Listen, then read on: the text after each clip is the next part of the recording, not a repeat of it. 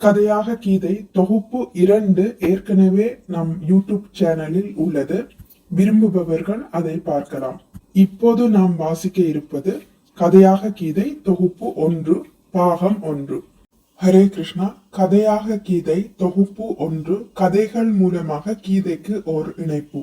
இது இஸ்கான் ஸ்தாபக ஆச்சாரியர் தெய்வ திரு ஆனாச்சானா பக்திவேதாந்த சுவாமி ஸ்ரீல பிரபுபாதா எழுதிய பகவத்கீதை உண்மையுருவில் ஸ்ரீமத் பாகவதம், சைதன்ய சரிதாமிருதம் போன்றவற்றையும் மற்றும் மகாபாரதம், ராமாயணம் உள்ளிட்ட வேத சாஸ்திரங்களையும் அடிப்படையாக கொண்டு தொகுக்கப்பட்டது. ஸ்ரீ கிருஷ்ணருக்கு பிரியமானவர் யார்? ஆதாரம் ஸ்ரீமத் பாகவதம், ஸ்கந்த புராணம். பக்தன் ஒருவனால் யாரும் சஞ்சலம் அடைவதில்லை, அதே போல் பக்தனும் யாராலும் சஞ்சலம் அடைவதில்லை. இத்தகைய பக்தனே பகவானுக்கு மிகவும் பிரியமானவன் ஆகின்றான். வியாசர் ஜாபாலி முனிவரின் மகளான வாடிகாவின் மூலம் பெற்றெடுத்த குழந்தையே சுகரிஷி ஆவார். 12 வயதாகியும் சுகர் தாயின் வயிற்றிலிருந்து வெளிவரவில்லை. தாயின் வயிற்றிலேயே சகல வேதங்களையும் புராணங்களையும் கற்றறிந்த பண்டிதரானார் சுகர். தாயின் வயிற்றிலிருந்து சுகர் வெளிவராததால் தாயான வாடிகாவின் நிலை மிகவும் துன்பகரமானது. கருவிலிருந்து சுகரிடம் தந்தையான வியாசர் கருவிலிருந்து வெளிவர தயங்குவதன் காரணம் கேட்க, சுகரானவர் தாயின் வயிற்றில் எனக்கு ஞானமும் பற்றின்மையும் முற்பிறவி நினைவுகளும் உள்ளன. ஆனால் உலகில் பிறப்பெடுத்தால் பகவான் ஸ்ரீ விஷ்ணுவின் மாயைக்கு பலியாவேன் என்று கூறினார். அதற்கு வியாசர், கவலைப்படாதே, மாயை உன்னை பாதிக்காது, தயவு செய்து வெளியே வா என்று கூறினார். ஆனால் கருவில் இருந்த சுகரோ பகவான் கிருஷ்ணர் இவ்வுறுதியை அளித்தால் அல்லாது வெளிவர இயலாது என்று கூறிவிட்டார். இறுதியாக பகவான் ஸ்ரீ கிருஷ்ணர் உறுதி கூற சுகர் இவ்வுலகில் பிறவி எடுத்தார். வெளியே வந்த சுகர் தந்தையின் பதிலுக்காகவும் காத்திருக்காது, எவ்வித சமய சடங்குகளுக்கும் உட்படாது கானகம் ஏகினார். சுகர் முக்தி பெற்ற ஆத்மாவாக பௌதிக செயல்களுக்கு அப்பாற்பட்டவராக இருந்தார். புற உலக விஷயங்களில் ஈடுபடாததால் அறியாமையில் இருப்பது போல் காணப்பட்டார். பித்தனை போலவும் ஊமையாகவும் வளர்ச்சி குன்றியவராகவும் தோன்றிய அவர் குரு ஜாங்கல பிரதேசங்களில் சுற்றித் திரிந்த பின் ஹஸ்தினாபுரத்தை அடைந்தார். சுகரிஷி பசு கறக்கப்படும் கால அளவுக்கு மட்டும் இல்லறவாசி ஒருவரின் வீட்டு வாயிலில் காத்திருக்கும் பழக்கம் உள்ளவராவார். இவ்வாறு அவர் செய்தது கூட அவ்வீட்டை புனிதப்படுத்துவதற்காகத்தான். ஒரு வார காலத்தில் பாம்பால் தீண்டப்பட்டு தான் உயிர் துறக்க வேண்டும் என்ற சாபத்தை பெற்ற பரீட்சித் மகாராஜா பகவான் கிருஷ்ணரின் தாமரை பாதங்களில் தம்மை ஒப்படைத்து இறக்கும் வரை உபவாசம் இருக்க தீர்மானித்து கங்கை கரையில் அமர்ந்தார். அப்போது சீடர்கள் புடை சூழ மகான்களும் மாமுனிவர்களும் அங்கு வந்து சேர்ந்தனர். பல்வேறு தேவ ரிஷிகளும் ராஜ ரிஷிகளும் அங்கு கூடினர். அனைவரையும் பரீட்சித் மகாராஜா சிரம் தாழ்த்தி வரவேற்றார்.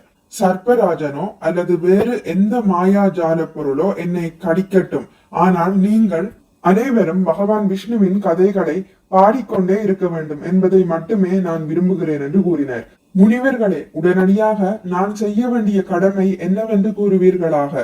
அதிலும் குறிப்பாக மரண வாயிலில் இருப்பவர்களின் பரிசுத்தமான கடமை என்ன என்பதை நன்கு சிந்தித்து எனக்கு கூறுவீர்களாக என்று அவர்களை வேண்டினர்.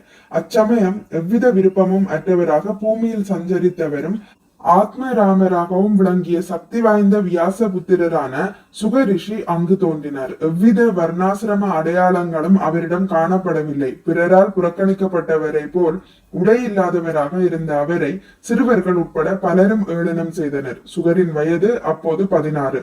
அவரின் பாதங்கள், முன்கைகள், தொடைகள், கரங்கள், தோள்கள், நெற்றி ஆகியவையும் உடலின் பிற பகுதிகளும் நேர்த்தியாக அமைந்திருந்தன.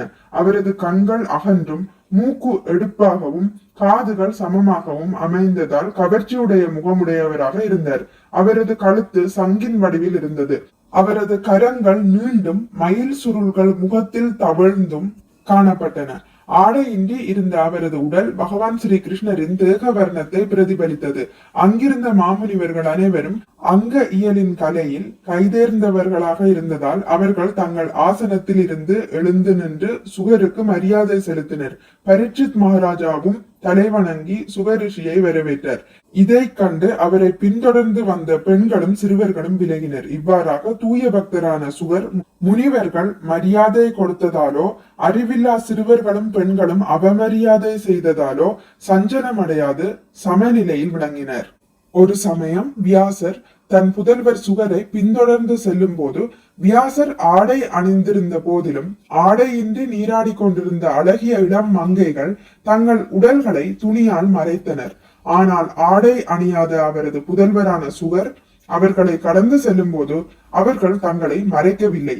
இதை பற்றி ஆச்சரியத்துடன் வினவிய வியாசருக்கு வியாசபுத்திரரான சுகர் தூய்மையடைந்த நிலையில் இருந்ததால் தங்களை காணும் போது ஆண் பெண் வேறுபாட்டை அவர் உணரவில்லை என்றும், ஆனால் முனிவரான வியாசரோ அத்தகைய வேறுபாடுகளை கொண்டிருந்தார் என்றும் கூறினர். இவ்வாறாக சுகரிஷி காமத்தாலும் மற்றவர்களாலும் சஞ்சலப்படுத்தப்படவில்லை. சுகரை போன்றோரே மான அவமானம் இருநிலையிலும் சமமாக செயல்படுவர்.